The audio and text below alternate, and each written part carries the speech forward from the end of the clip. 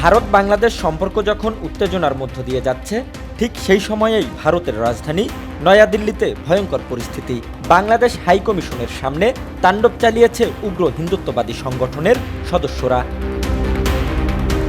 মঙ্গলবার বিশ্ব হিন্দু পরিষদ ও বজরঙ্গ দলের নেতৃত্বে শত শত বিক্ষোভকারী জড়ো হয় বাংলাদেশ হাইকমিশনের সামনে। এক পর্যায়ে তারা পুলিশের ব্যারিকেড ভেঙে কূটনৈতিক প্রতিষ্ঠানের ভেতরে ঢোকার চেষ্টা চালায়।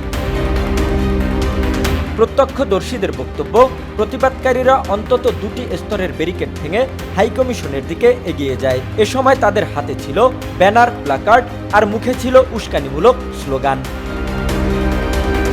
দিল্লি পুলিশ আগে থেকেই সতর্ক ছিল। নিরাপত্তা নিশ্চিতে ৩ স্তরের ব্যারিকেড, অতিরিক্ত পুলিশ ও প্যারামিলিটারি মোতায়েন করা হয় প্রশাসনের পক্ষ থেকে। তবুও পরিস্থিতি ছিল চরম উত্তেজনাকর। উগ্রবাদীদের এই বিক্ষোভের পেছনের কারণ হিসেবে দেখানো হচ্ছে বাংলাদেশের ময়মনসিংহে দীপুচন্দ্র দাস নামে এক হিন্দু যুবকের হত্যাকাণ্ড।